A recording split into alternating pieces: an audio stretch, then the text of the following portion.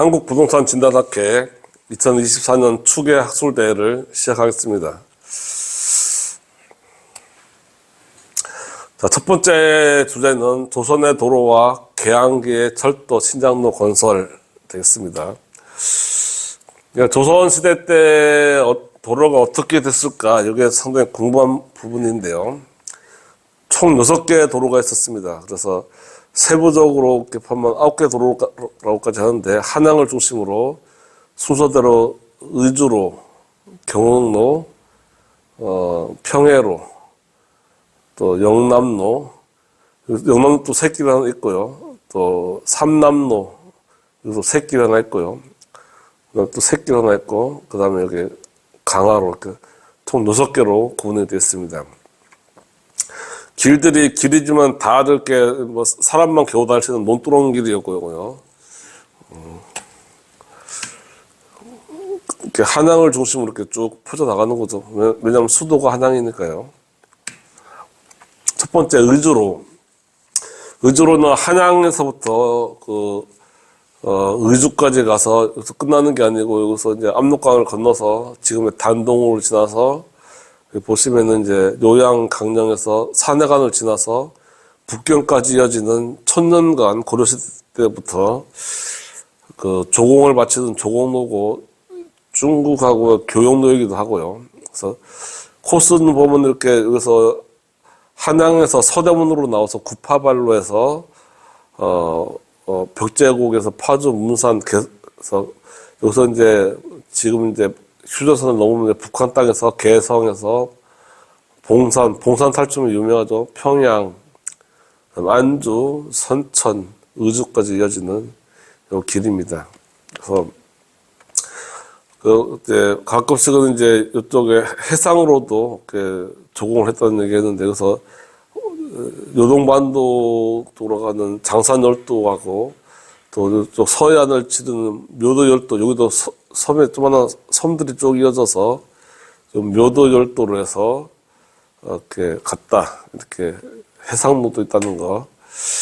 세 번째는 영남로. 영남로는 여기서 이제 부산 가는 길이죠. 용인으로 해서 그러니까 서울에서 남대문에서 말죽거리라고 하죠. 양재열에서 기흥, 용인, 안산, 충주에서 문경세제를 넘어서요.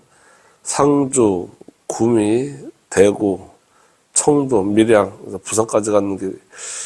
요 길이 이제 영남로고요.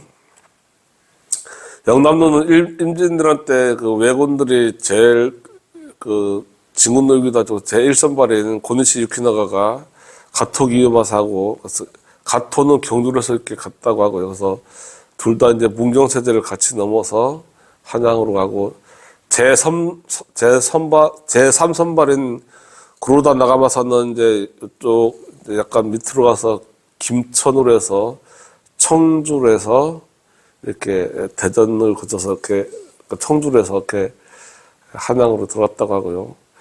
좀 더 확대해보면요, 이제 영남로를 통해서 부산에서 대마도를 건너서 일본의 시모노세키, 그래서 좀 내항을 갔다가 오사카에서 교토, 나고야, 그래서 도쿄까지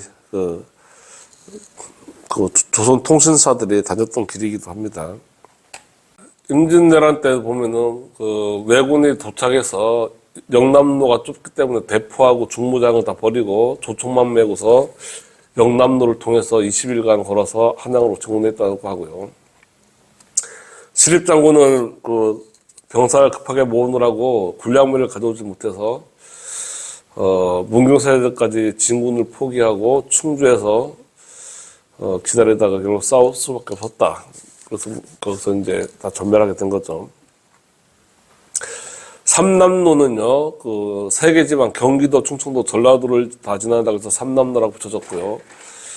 서울부터 쭉 이렇게 가는 거죠. 서울 한양에서 동작나루에서 남태령에서 과천, 수원, 평택, 천안, 대전 옆에 바로 공주를 지나죠. 공주에서 논산, 익산에서 정읍, 광주까지 갔다가 나주에서 땅끝마을, 강진에서 해남까지 가는 요 길이고요.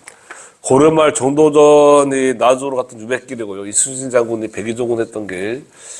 또 조선 최고 18년 유배를 했던 정약용이 해남까지, 강진 해남까지 갔던 그 유배길이죠. 대전 옆에 지나가는 길 보면 이제 삼남로가 이제 여기 공주 차량 산맥을 넘자마자 정안면에서 정안천을 따라 쭉 공주로 내려와서요. 공주에서 이제 여기가 이제 공산성이죠. 공산성에서 딱 지나서 옆으로 쭉 이제 계룡산 바로 옆에 계룡도수지 옆으로 해서 논산 관tuk사로 쭉 빠져나가는 거죠.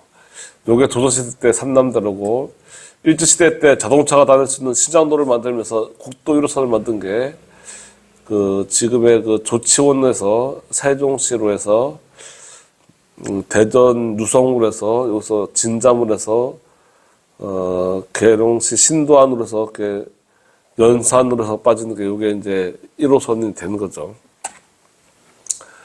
삼남대로 공주수기 구간을 보면 이제 노란 게 삼남로 구간이고 이건 이제 나룻배를 타는 거죠. 빨간 선은 이제 이수진 장군의 백이정군길입니다. 그래서 굳이 공산성에서 하루 머물기가 좀 뭐하니까 여기서 그냥 용마참에서 하룻밤 먹고 삥 돌아가지고서 이렇게 해서 바로 빠져나갔다. 이렇게 되고요. 정안 구간, 이제 정안천, 차량 산맥 넘어서 정안천 따라서 쭉 이렇게 삼남로가 이어지고 계속 정안천 따라 쭉 이어져서 공산성으로 해서 이쪽으로 가거나 이쪽으로 가서 다시 공산성 넘어서 이쪽 이제 관tuk사 가는 쪽으로 쭉 이제 간다는 거죠. 요게 이제 공주 구간의 삼남대로고요. 그 구간에 이제 노성면에 명제고택 있죠. 그래서 명제고택을 제가 다른 이유로 3번 가봤는데, 한 번은 사진을 찍으러 갔었고요. 두 번째는 소론의 영수라고 해서 한번 가봤고, 세 번째는 삼남대로를 쭉 충청도 구간 다 가는데, 가다 보니까 또 요 바로 앞으로 삼남로가 지나더라고요. 그래서 이게 옛날에는 고속도로 옆에 있었던 집이었다. 왜 이렇게 시골에다 집을 지었나 했는데 그게 아니고 옛날에는 최고 번화가 있다는 거. 경운로 가장 험난했던 길이고요. 호랑이가 있어가지고서 그 관리들이 이제 임명받아서 가다가 호랑이한테 많이 물려 죽었다고 합니다. 그래서 한양에서 함경도로 가는 여기 천령관을 지나가지고요. 함흥으로 갔다가 경성으로 갔다가 여기서 이제 두만강 쪽으로, 강 쪽에 제일 이제 평평하니까요. 넘어서 회령으로 가서 경흥으로 가서 마지막 서수라까지 요 길이 되는 겁니다. 또 한양에서 출발해서 중랑천으로 가서 의정부, 양주, 포천, 철원까지 가는 남한이 되는 거죠. 천령관을 구글 지도로 보니까 요게 천령관인데 넘어가는 길이 이렇게 꼬불꼬불 무슨 정말 이렇게 여기도 엄청 180도 꺾이고 여기도 180도가 꺾이고요. 여기도 거기다 170도, 여기도 170도, 170도 계속 90도가 꺾이는 게 아니고 그냥 170도씩 계속 꺾이죠. 여기도 180도로 꺾이죠. 여기도 180도로 꺾이고 엄청나게 한 번에 쭉 가면 될 건데 그 정도로 길이 험하다는 거죠. 이렇게 엄청난 절벽길을 간다는 거죠. 오늘 유튜브에서 자료가 워낙 없어서 여기가 이제 천령관 정상쯤 돼 보이는데 천령관을 기준으로 요쪽은 이제 관북 지역, 요쪽은 관서 지역, 동쪽은 관동 지역이라고 이렇게 구분했다고 하고, 워낙 험해서 한 사람이 10,000명을 막아낼 수 있는 군사 요충지라고 하고요. 그래서 주로 이제 여진족들이 이제 올 때 여기로 넘어왔죠. 왜냐면 아까 말한 대로 이쪽으로 이제 여기는 산이 깊으니까 이제 여진족들도 여길 따라 이렇게 쭉 조선으로 넘어가려면 여기로 넘어야 되는 여기서 이제 막는다는 거죠. 높이는 별로 안 되면 높이는 대관령보다도 낮은 677m인데 주변이 워낙 높으니까 산세가 험하니까 뭐 여기로 가는 거죠. 그래서 한양에는 문이 4개가 보통 4대문 하는데 4개 4대문 말고 또 4소문이 있었다고 합니다. 그래서 4대문이 북쪽에 숙정문, 동대문이 홍인지문, 남대문이 숭례문, 서대문이 도내문인데, 서대문은 그 일제가 이제 도시계획하면서 파괴시켜버렸죠. 근데 남대문하고 그 동대문은 가토기요마사하고 고니시 유키나가가 통과했다고 해서 역사가 있다고 해서 그냥 살려뒀고요. 그 사이사이에 소문이 또 4개 생겨서 동소문이 해화문이라고 하고, 남소문이 강희문, 서소문이 서의문, 북소문이 창의문, 이렇게 해서 사대문 안에, 사대문, 남산까지도 포함한 게 사대문이니까 굉장히 성이 엄청 큰 거죠. 자, 그래서 이제 모든 길은 이제 사대문 안에서 이제 출발하는데, 평해로 강릉 가는 길이죠. 그거는 이제 한양에서 동대문 통해서 가는 거죠. 그래서 구리, 양평, 원주, 횡성, 평창, 대관령을 지나서 강릉에서 끝나는 게 아니고 동해 삼척 꿀층까지 갔다. 그래서 대관령이 832m입니다. 그래서 저도 여기 이제 MTV 때문에 한번 경포대부터 자전거 타고 가본 적이 있는데 엄청 가파르죠. 해발 800m를 자전거로 오른다고 생각해보세요. 엄청나죠. 그래서 모든 길은 역참이 있었는데요. 역참은 나라에서 운영하는 거고, 주막은 개인이 운영하는 건데, 그 역참원은 그 나라 공무원들만 운영할 수 있는 거죠. 공무 여행자들을 숙식 제공하고, 말도 제공하고, 주막집은 일반인들이 이제 내는 거죠. 밥값만 내면은 자는 거는 그냥 와서 공짜로 자는 거고, 방학간에 한 10대명씩 잤다고 합니다. 그래서 아랫목 차지하는 거는 제일 먼저 도착한 사람이 자는 게 불문율이었다고 하고요.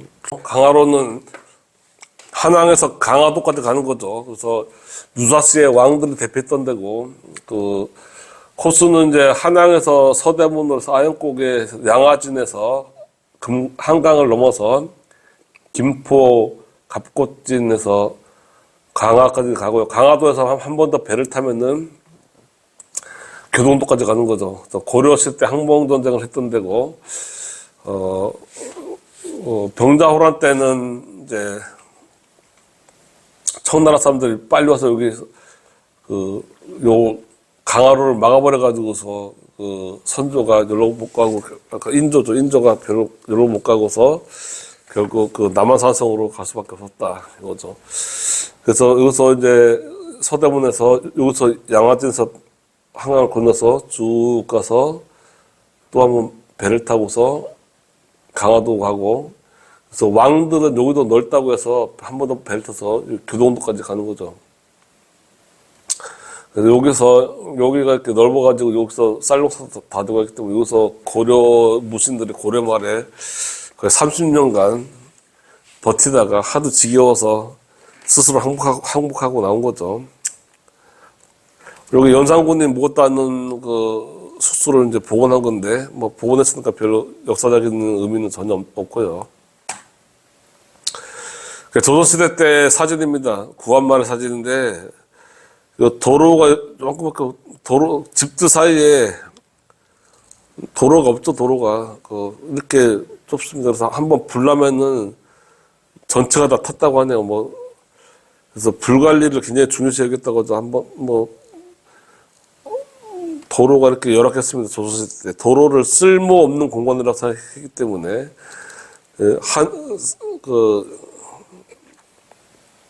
사대문 안에 있는 한양이 이 정도면은, 다른 지역은 집 상태가 어땠을까? 안 봐도 뻔하죠. 이런 데서, 이렇게 사람들이 살았다고 하니까요. 서양인들 봤을 때 이게 마구간인 줄 알았대요. 근데 마구간이 왜 이렇게 많냐는데 거기 알고 보니까 사람들이 다 나오더라. 이렇게 얘기를 하네요. 조선에 대한 도로평가를 보면은, 이렇습니다. 조선의 가장 심각한 문제 도로다 해서 정보장교도 그러고, 항상 서울에 오물들도 많고 해가지고서 남학생을 시켰을 밖에 없다. 이렇게 수레에도 한 대에 5명이 타는 게 아니고 5명이 1명을 태우고 간다. 이 정도로 열악했다는 거죠. 그건 그냥 넘어가고요. 일제강점기에 철도를 보죠. 그래서 최초의 철도는 1899년에 인천하고 노량진 구간에 개통됩니다. 그래서 하루 걸리던 거리를 1시간 반으로 시간적인 혁명이 일어난 거죠. 1900년도에 한강철교가 이제 개통이 되면서 이게 초창기에 그 한강철교라고 사진이라고 하네요. 이거 요번에 가지고 그 이후에 이제 뭐 몇 번 리모델링이 됐죠. 그래서 서울 경인선 개통이 되고 서울 부산간 경부선 철도도 기공식을 했는데 돈이 없어가지고 지지부진하다가 1904년도 2월 달에 러일 전쟁이 발발하자 부랴부랴 몇 개 구간으로 나와서 1년 만에 다 해서 1905년 1월 1일부로 경부선이 개통이 됩니다. 그리고 1906년 4월 달, 그러니까 한참 러일 전쟁 중일 때 서울 신의주간도 경의선도 개통이 되는 거죠. 그렇게 해서 개통되자마자 러일 전쟁이 끝났다고 보면 되는 거죠. 그래서 호남선도 그 이후에 개통이 되고요. 경부선 철도 모습 보면 처음에는 서울에서 안성, 진천, 청주, 보은, 상주 이렇게 안동, 대구 이렇게 내려가려고 했을 때 근데 이때 청주 양반들이 반대를 했다고 하네요. 여기 생기면 동네 뜬 애기들이 와서 동네 시끄러워진다. 그래서 두 번째 안으로 이쪽으로 요게 92년도에 1892년도에 1894년도에 2년 후에 이쪽으로 평택 천안까지는 똑같은데 조치원에서 이제 공주 논산으로 해서 금산 영동 이렇게 요때도 그러니까 공주의 유생들이 또 반대했다고 똑같이 시끄러워진다고 동네에. 그래서 이제 1899년도에 조치원으로 천안에서 조치원으로 해서 당시에는 아무도 안 살던 대전으로 와서 영동에서 현재 경부선이 확정이 됐다 이렇게 얘기를 하고요. 초창기 기차의 모습이 이렇게 증기기관차죠. 이것도 이제 옆으로서 이제 객실이 이렇게 모양이 이렇다고 하고요.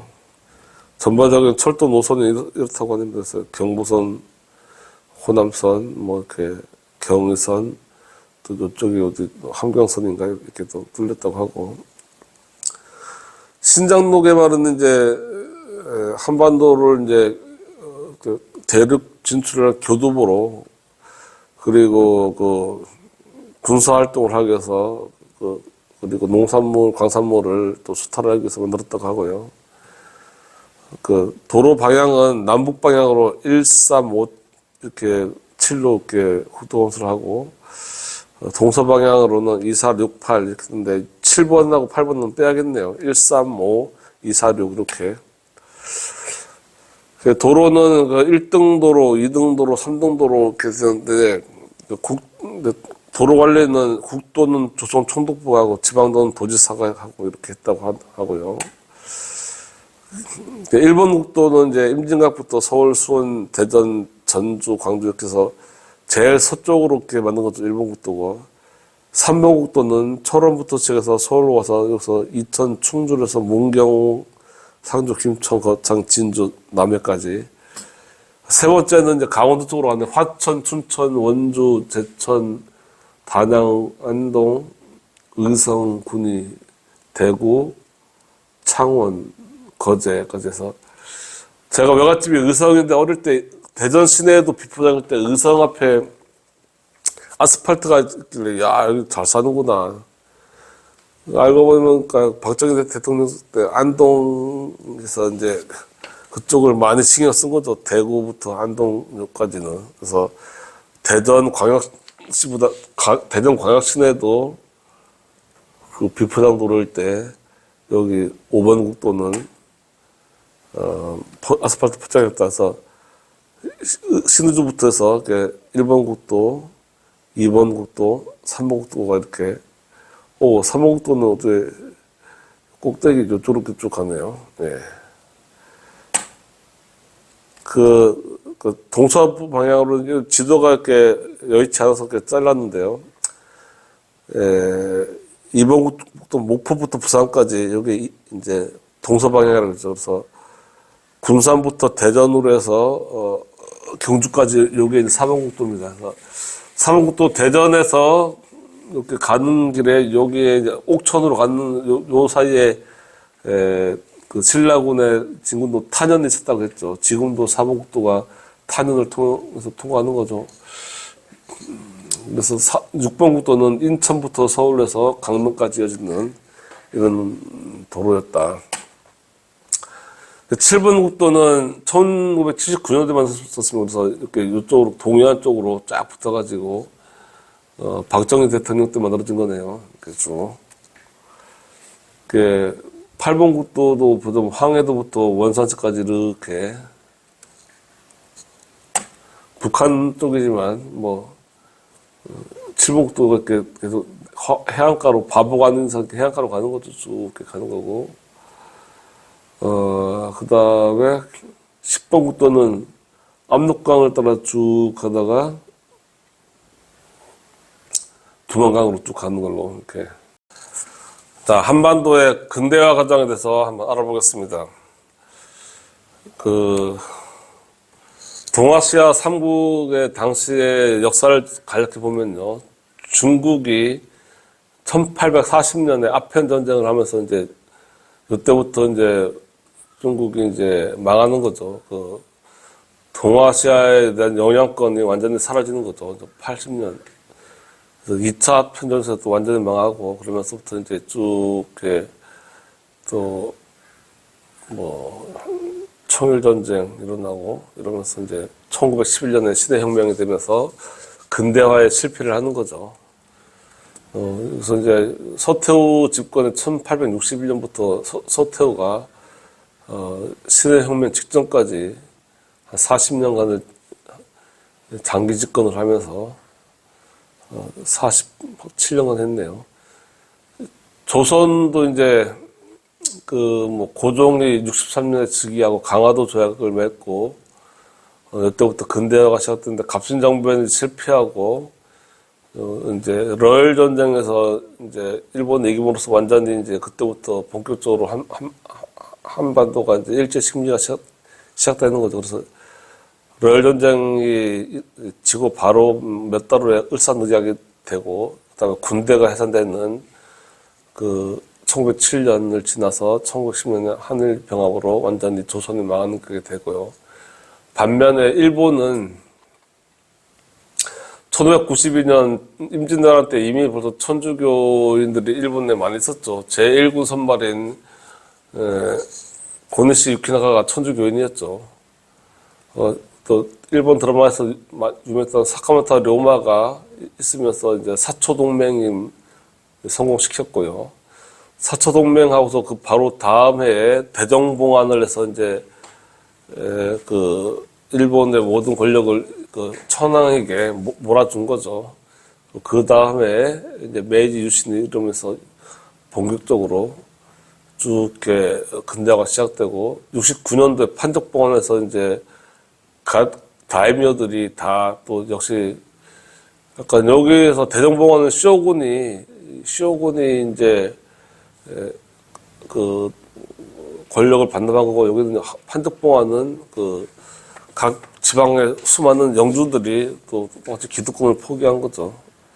그래서 인간이 가장 하기 어렵던 스스로 권력을 포기한 게 일본의 특징이다. 근대화에 성공할 수 있었던 키포인트다. 이렇게 보시면 되고요.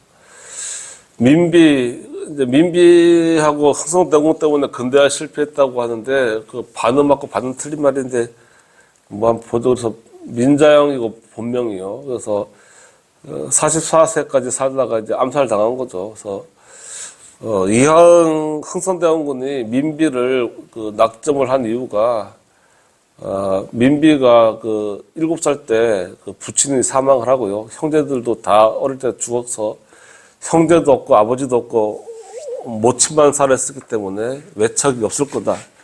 그래서 이제 왕비로 간택을 했는데, 순종이 태어날 때 모친이 폭사를 당합니다. 폭사당하는 것도 이제 흥성대원군이 암살 사주한 거라고 이제 많이 알려져 있죠.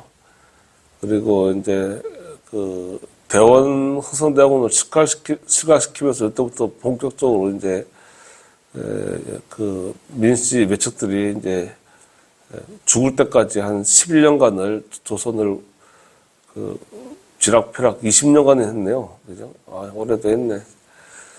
그러니까 대단한 게 그 흥성대원 실각이 74년이니까 민비가 불과 23살 때 시아버지를 몰아냈네요. 네, 대단한 여자죠.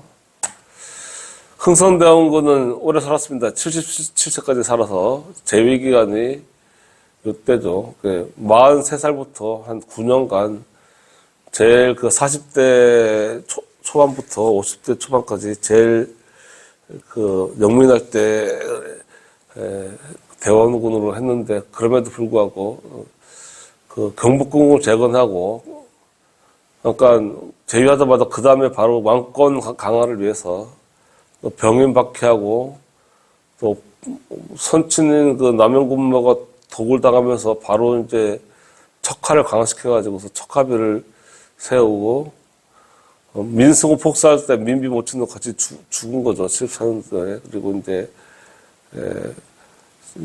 제위 쫓겨나고서 바로 이제 폭사를 했네요. 그죠? 그리고 강화도 조약을 맺었고, 이제 임오군란 때 이제 텐진으로 압송했고, 민비를 죽은 게 일본인 낭인들이지만 그 사주하고 최종 화가를 한 게, 그 협조를 한 게 그 흥선대원군이다. 여기에 이제 많이들 얘기를 하고 있죠.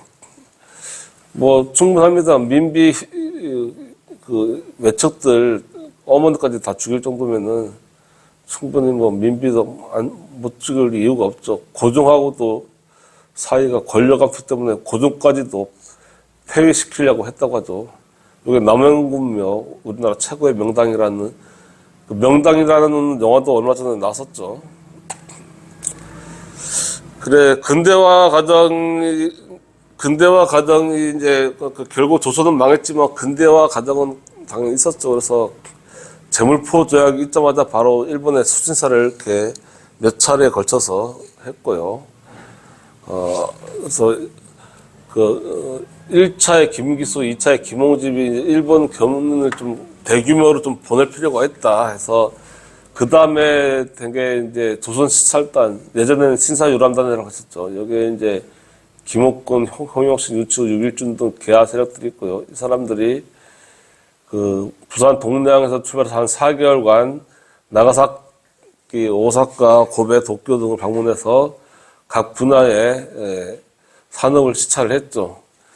그래서 시찰단 구성은 조사 12명에게 그 조사 1명당 수행원 2명, 통역 1명, 하인 1명 해서 5명이 한 세트가 돼서 62명이 갔다고 하고요.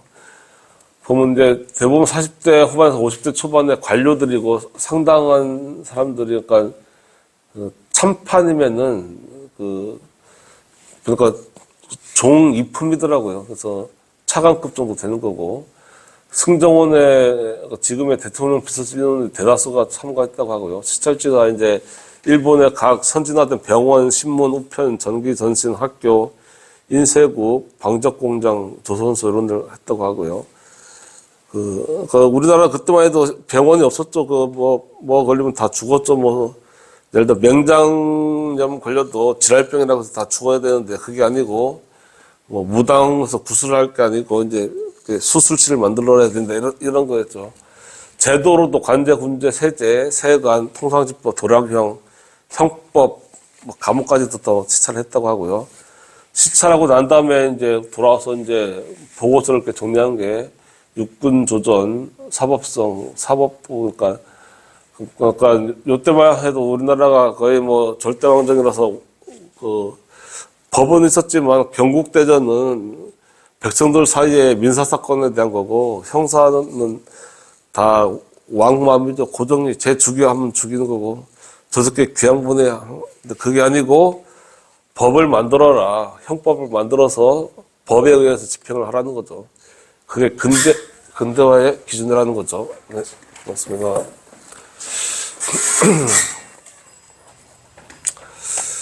자, 보빙사라는 것도 있습니다. 보빙사는 미국으로 갔던 최초의 조선 사절단이죠. 1983년에 갔는데요. 1982년 5월 달에 조미수호 통산조약을 맺고서 바로 그 다음 해에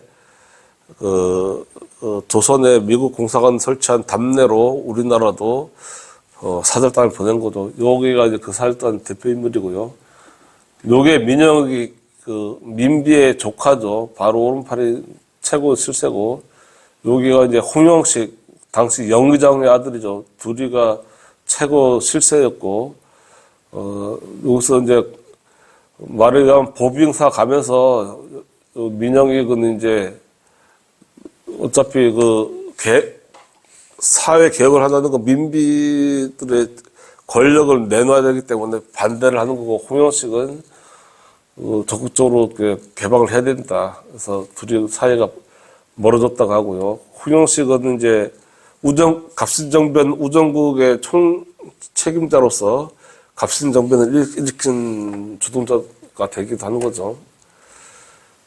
보병사 일정 보면 이제 인천항을 출발해서 도쿄로 갔다가 도쿄에서 이제 샌프란시스코로 갔습니다. 그래서 한 보름 걸렸네요.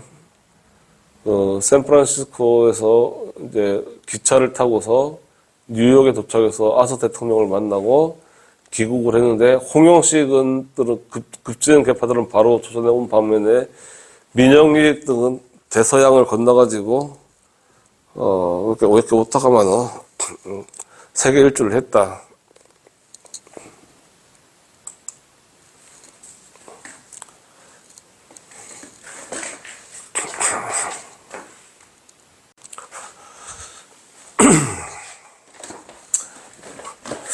자, 그래 보빙사의 일정을 보면은 1983년도에 7월 16일 날 인천항을 출발해서 일본 나가사키 도착해서 도쿄로 이동해서 도쿄에서 8월 18일 날 출발해서 한 보름 정도 걸려서 배편으로 샌프란시스코에 도착한 다음에 대륙 행선열차를 타고서 뉴욕에 도착했습니다. 그래서 아스 대통령을 접견하고서 이제 10월 달에 이제 귀국하는데, 급진 개혁을 외치는 홍영식파는 조선으로 바로 돌아왔고,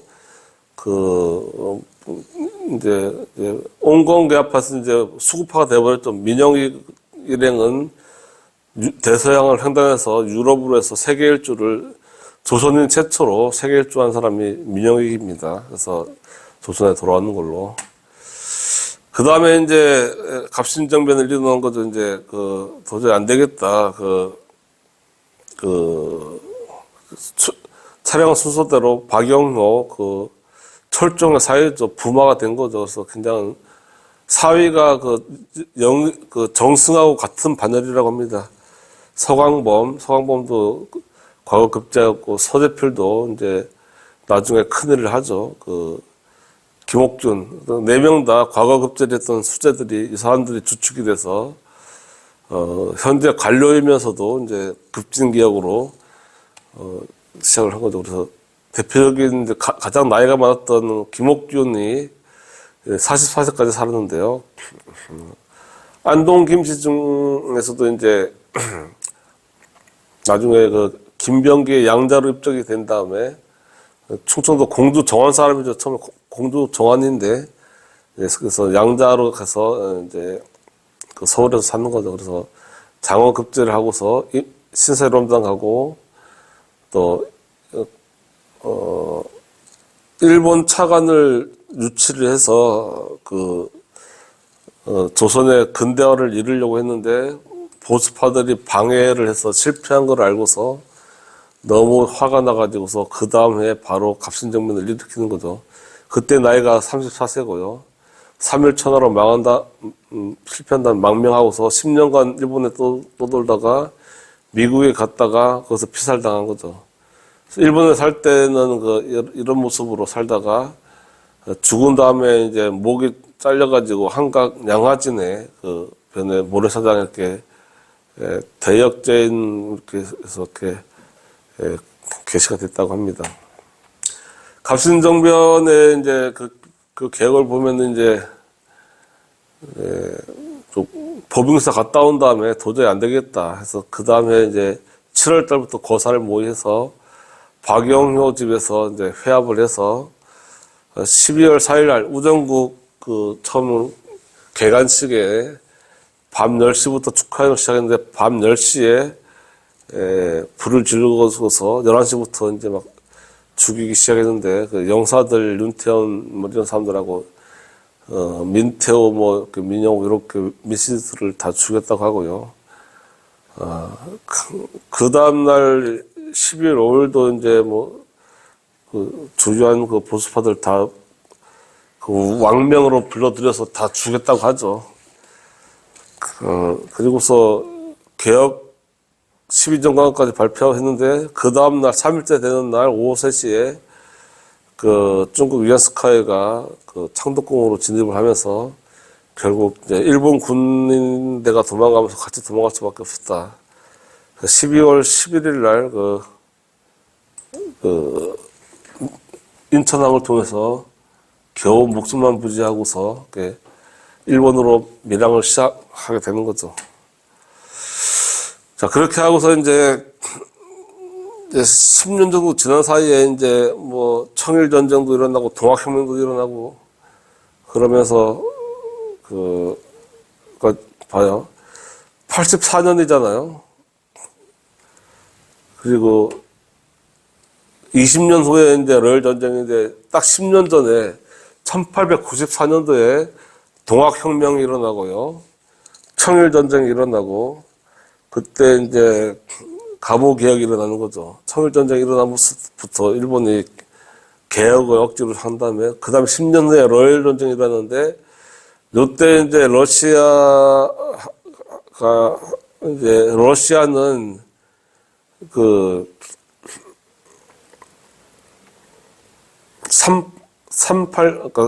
39도선을 기준으로 평양 이북 쪽은 러시아가 차지하고 밑을은 일본이 차지해라 이렇게 해서 일본이 이걸 다 통째로 먹으려고 했는데 그것 때문에 안 돼서 결국 러일 전쟁을 먼저 일본이 선빵을 쳤죠.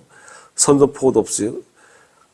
이제 해방된 다음에 이제 요런 것 때문에 이제 요런 역사가 있으니까 대신에 이제 미국하고 일본하고 미국하고 러시아가 해서 38선의 거지는 이제 단초를 제공했다 이렇게 되는 거죠. 그래서 러일 전쟁을 이제 1904년 2월 8일 날 일본이 여순항의 극동함대를 공격하면서부터 시작됐고요. 그 다음날 제무포에 있는 러시아를 함대를 공격하고 바로 한양을 점령하면서 이때 이제 용산에 주둔을 하기 시작했다고 하네요. 그래서 일본 러시아의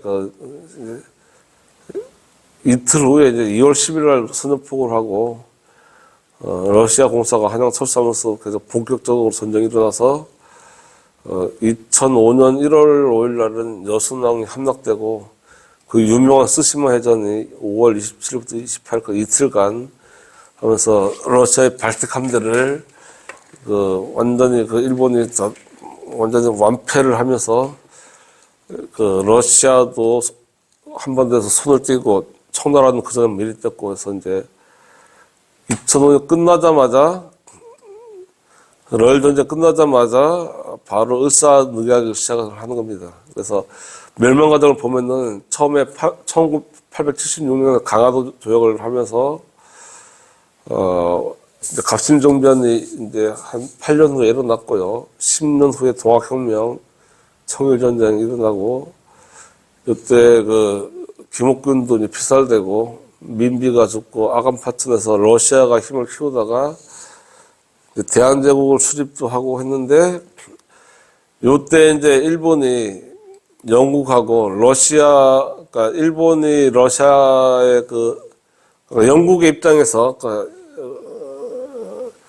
러시아가 계속 남하를 하니까 일본이 좀 막아라고 해서 일본에다가 군함 건조하는 기술도 알려주고 하면서 이때 영일 동맹을 체결하면서 한반도에 대한 우선권을 인정해줬죠. 그리고 바로 이제 한 2년 후에 러일 전쟁이 일어났고, 요때 유대인들 자본도 많이 들어왔다고 하고요. 로스차일드, 그 유럽의 유명 유대인 로스차일드의 자본도 그 일본에 많이 돈을 줬다고 하고요. 그다음에 그 1905년에 이제 가스라테프트 지역에서 미국하고 일본은 한반도 먹고 그 미국은 필리핀 먹고 서로 이제 한다 이런 걸 하고, 또 9월달에 포츠모스 회담에서 러시아는 그 일본의 그 한반도 영향력을 인정한다 이걸 한 거죠. 그래서 9월달 포츠모스 회담이 끝나고 바로 2달 후에 을산 조약을 맺어서 대한제국의 외교권 박탈돼서 국제사회에서 완전히 고립이 되는 거죠. 그리고 2년 후에 정밀 7조약으로 조선의 군대가 해산되고요. 또 2년 후에 또 이토 히로부미가 여러분 잘 알다시피 안중근 의사에게 암살당했는데, 이게 국제 정치적으로는 오히려 악영향을 미쳐가지고 일본 내 그 강경파가 득세를 하면서 그거 봐라, 조선을 말려서 안 된다, 빨리 병합을 해야 된다. 그래서 이토 히로부미는 한반도의 그 병합을 반대했는데, 왜 반대했냐면 그 이유가 이제 일본과 청나라 혹은 일본과 러시아의 완충 지역으로 그 조선을 남겨놔야 된다. 이게 이토 히로부미 입장이었는데, 그런 이토 히로부미가 죽음으로써 바로 그 다음에 한일 병합이 된 걸로 그렇게 해석이 되고요. 똑같이 이제 옛날 조선 총독부는 우리나라에 했던 거는 이제 1996년 김영삼 정부 때 파괴됐죠. 근데 대만의 총독부는 지금도 쓰고 있고요.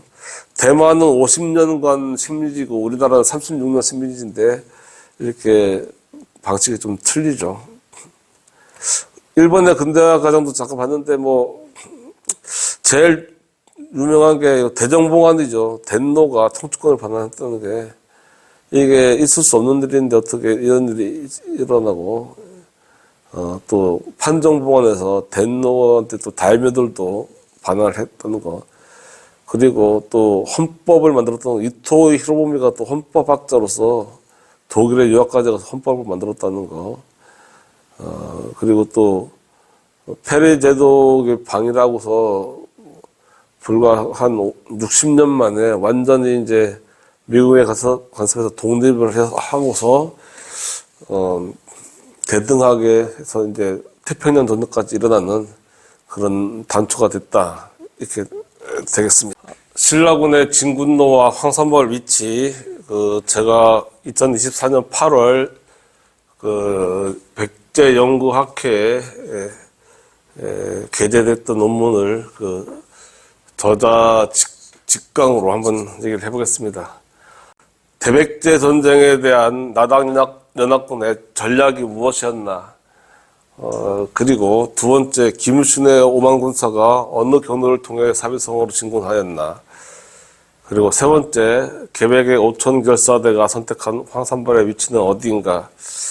그래서 요거에 대해서 그동안의 사학자들이 그동안에 다양한 논문을 내놨지만 서로 의견이 다르고 거기에 대한 실증적인 분석 방법도 없고 해서 제가 7년간 그것도 하나 못 밝히나? 그럼 내가 밝혀보지 했는데 막상 저도 사료가 부족해서 어떻게 해야 되나 하다가 처음에 이제 당시에 국궁을 배워보자 무술을 해서 시작했습니다. 그래서 7세기 당나라의 정세를 당나라가 이제 힘으로 이제 삼국 통일이 된 거니까요. 당나라가 618년에 수나라 무너뜨리고 건국이 됐고, 당나라 세 번째 왕 당고종이 649년에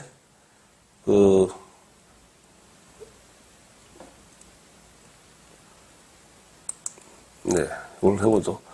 649년부터 제를 시작해서 죽을 때까지 서돌고를 정벌했고, 물론 직접 한 건 아니고 소정방을 시킨 거죠. 660년에 또 역시 소정방을 시켜서 백제를 멸망시켰고 고구려까지 멸망시켰고요.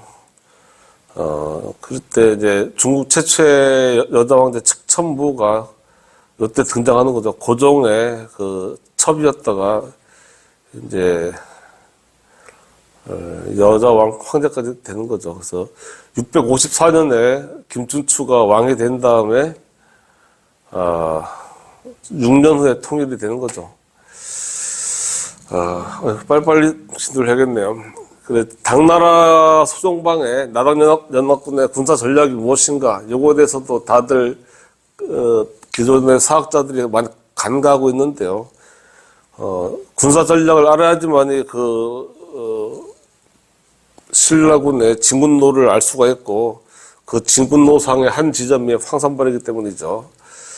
그래서 성동 격사입니다. 36개 중에 하나로, 동쪽에서 소리를 내고 서쪽을 친다는 거죠. 그래서 유인을 한다는 거죠. 그래서 고구려에 대해서 우선은 이제 고구려 북방 그 요소 지역으로 당나라군을 전진 배치시켜서 여화강을 중심으로 이제 백제군을 이제 고구려의 북방을 긴장시켰죠. 그리고 백제 5만 군사를 경기도 이천까지 보내서 또 고구려의 남방을 또 긴장시켜서 나당연합군이 백제로 진군할 때 고구려가 원군을 하지 못하도록 도와주지 못하도록 발을 묶어놓은 거죠.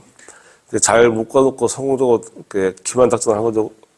그리고 두 번째 백제에 대해서는 백제 주력군을 당진, 내산, 청양 방향으로 과반 이상을 이렇게 유인해서 거기에 고립시켜 놓습니다. 그래서 주로 이제 예산에 있는 임존성 부근에서 백제군이 공성전을 벌이기 위해서 이제 딱 농성전을 하게끔 이렇게 묶어놓지 않았을까 이렇게 추정이 되고, 마지막에 사비성 아래에서 갑자기 이제 신라군하고 합군이 되는 거죠.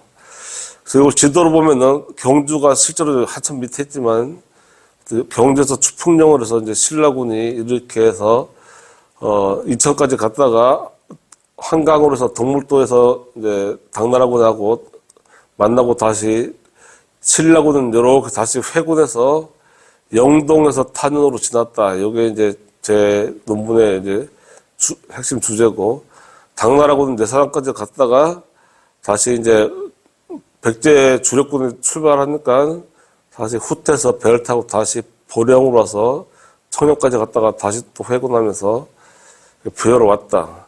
회군할 때 다 13만 대군이 다 회군한 건 아닐 테고 한 1,000명이나 5,000명 이렇게 여기에 주둔해서 여기다 주력군을 막아놨겠죠. 제 생각에는 이쪽이 아니고 이쪽으로 공주 가는 쪽으로 이렇게 막아서 돌아오지 못하게끔 이렇게 하지 않았을까 생각이 들고, 전체 지도를 보면요, 경주에서 출발해서 이렇게 길게 갔다가 다시 유턴해서 요 길이가 314km가 되고요. 다시 이렇게 유턴하는 길이도 한 250km 이상 돼서 전체가 신라군은 39일 동안 천리 행군보다도 많은 한 590km를 걸어갔다. 그래서 하루 평균 15.3km씩 진군하고 나왔습니다. 이게 이제 당나라 군들이 이렇게 지나온 자리고요. 그리고 그동안에 학계에서 추정하는 신라군의 중군은 크게 세 가지입니다. 이렇게 옥천에서 대전 시내로 남부 쪽으로 해서 태미곡에서 정림독곡에서 흑성리에서 양정곡으로 넘어갔다. 이게 소수 의견인데 저는 요 의견을 이제 맞다는 거죠. 그리고 대부분 학계에서는 여기 옥천에서 지금의 추부 성동천 따라서 성왕천이죠. 성왕이 여기서 죽었기 때문에 여기서 이제 지금 마전으로 해서 진산으로 해서 넘어갔다. 이게 대부분 학설이고, 일부는 또 전라도로 해서 이렇게 넘어갔다. 근데 저는 두 군데가 여기 2번도 그렇고 3번도 그렇고 탄현이 너무 가깝다는 거죠. 황산벌에서 2번 코스는 하루 반나절이면 되고요. 여기도 두 번째 전라도 쑥곡에도 이틀이면 황산벌에 도착한다는 거죠. 그래서 신라군이 탄현을 넘었다는 것을 알고서 소식을 듣고서 이제 의자왕의 계백을 지켜서 진군을 하기 때문에 탄현이 이 두 개의 위치일 경우에는 거리상으로 불가능한 거죠. 그래서 최소한 이렇게 한 45km에서 한 3일 정도 거리는 돼야지 여기서 이제 오고 왔을 때 여기서 딱 만날 수가 있는 거죠. 그래서 그 시간적으로 물리적으로 중요하게 분석하는 거가 요구되는 거죠. 그래서 탄현이 지금 옥천하고 대전을 넘어가는 그 고객길입니다. 현재 제가 직접 찍은 거고, 여기가 현재도 대전과 옥천의 경계고, 신라시대 때, 그리고 고려 백제시대 때도 주요 도로고, 지금 현재 이게 4번 국도입니다. 그래서 그 동물들 다니는 그 이동로 생기기 전의 모습이 이렇고요. 한쪽은 이제 약간 깎아냈지만 한쪽은 자연스럽게, 거의 평탄하게 자연적으로 이렇게 폭패인 지형이다 이거죠. 그래서 여기를 통해서 신라군이 평양으로 갈 때도 662년에 그 김유신이 수레 2,000대를 끌고 평양으로 왔을 때도 여도로를 통했다. 이게 저의 입장이고요. 네. 삼국시대 때 대전을 경계로 여기가 신탄진이죠. 여기가 둔산동이고, 이쪽이 이제, 백제의 최전방, 대족산성 이쪽이 신라의 최전방이다. 그리고 여기는 이제 비무장지대처럼 가급적이면 백성들을 살지 않겠다는 거죠. 자, 요게 제 논문에서 굉장히 제가 공을 들인 거고, 이 지도를 그리기 위해서 좀 많은 시간이 걸렸죠. 이제 심사할 때도 이렇게 자세하게 그린 근거가 뭐냐 하는데, 요게 7세기 660년경에 그 투풍령 이서 지역, 그러니까 서쪽 지역으로 된 신라의 교역로죠. 신라의 교역로고 일부 백제의 교역로고, 그래서 김천에서부터 투풍령으로 신라의 그 김유신 5만 군사가 이렇게 넘어서 투풍령, 한간, 영동, 그래서 이쪽 이천으로 갔다가 내려올 때도 다시 이렇게 회군해서 영동에서 옥천으로 가서 탄현을 넘어서 대전 파남동에서 보무산 지나서 도마동의 그 정림동 거기에 지나서 흑성리로 가서 여기가 그 진현성이죠. 흑성리 그 당나라군이 그 백제 군사 800명의 목을 뱉다는데, 그리고 양정고개를 지나서 연산시장 삼거리다 이거죠.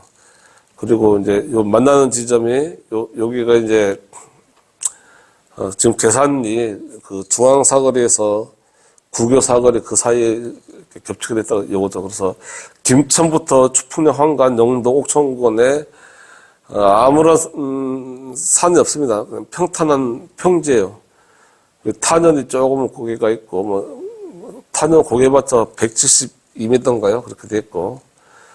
요 지도를 그렸는데 이제 그 도로라는 것이 옛날이나 지금이나 똑같이 이렇게 제일 낮은 데를 간다는 거죠. 그래서 삼국시대 때 추풍령을 냈다고 해서 냈는데 다시 고려시대 들어와서 추풍령 말고 높은 데로 도로를 내자. 이건 바보가 아닌 이상 그렇게 할 수가 없죠. 그래서 지금도 추풍령으로 고속도로, KTX, 경부선 쓸 때 다 지나가고 있죠. 네, 요게 이제 신라 직로가 되고요. 또 탄현에서 이제 분기점이 대전시 동구 세천동 118의 1번지가 평양으로 가는, 청주에서 평양으로 가는 그 도로와 그 사비성으로 가는 도로의 분기점일 것이다. 저는 이렇게 현장을 이렇게 가보고서 분석을 한 거고요. 또, 청남대로에서 여기 양선산성으로 가는 요쪽에서 이제 대청 때 수몰 전에 사진을 보니까 여기서 이렇게 건넜더라고요. 여기서 이쪽으로, 나루터가 있었던 거죠.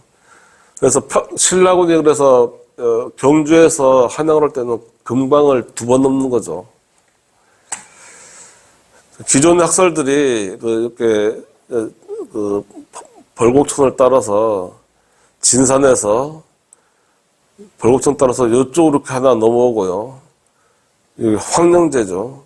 그리고 또 이쪽으로 하나 또 넘어오고, 또 하나는 또 양천 쪽으로 이렇게 넘었다. 이렇게 제가 세 군데를 다 가봤는데 다 굉장히 가파릅니다. 높이도 가파를 뿐만 아니라 수레가 다닐 수 없는 굉장히 가파르고 좁은 비탈길입니다. 그래서 요거는 말이 안 된다는 것도. 기존에는 신양리가 황산벌이라고 하는데 저는 그건 아니다는 얘기죠. 또 진군 일정도 제가 계산하는 데 좀 많이 공을 들인 건데 하루에 15.5km를 진군한 거를 이제 역산해서 하면은 7월 6일 저녁에 탄현에 신라군이 도착을 합니다. 그리고 황산벌에는 7월 9일 저녁에 도착하는 거죠. 그리고 이제 7월 6일 날 도착한 걸 보고서 백제 그 척후병이 밤새도록 말을 달려가지고 65km를 가서 사비성의 의장한테 보고해도 7월 7일 아침이 되는 거죠. 그때 아침에 부랴부랴 회의를 하고 군사를 차출하고 오후에 출발을 시켜도 계백장군하고 오촌 결서대는 7월 9일 오전 후에 돼야지만이 황산벌에 도착한다는 거죠. 그렇기 때문에 그러니까 백제군도 똑같이 그 하루에 15.5km 진군했다는 거를 가정을 한 거죠. 그래서 요게 제 논문의 하이라이트인데요. 황산벌이 그래 어디냐? 현재 연산시장 삼거리 여기죠. 여기를 기준으로 반경 500m라는 거죠. 요게 반경 500m, 지름으로 1km죠. 요게 이렇게 빨간 게 백제군이 3군영을 꾸렸고요.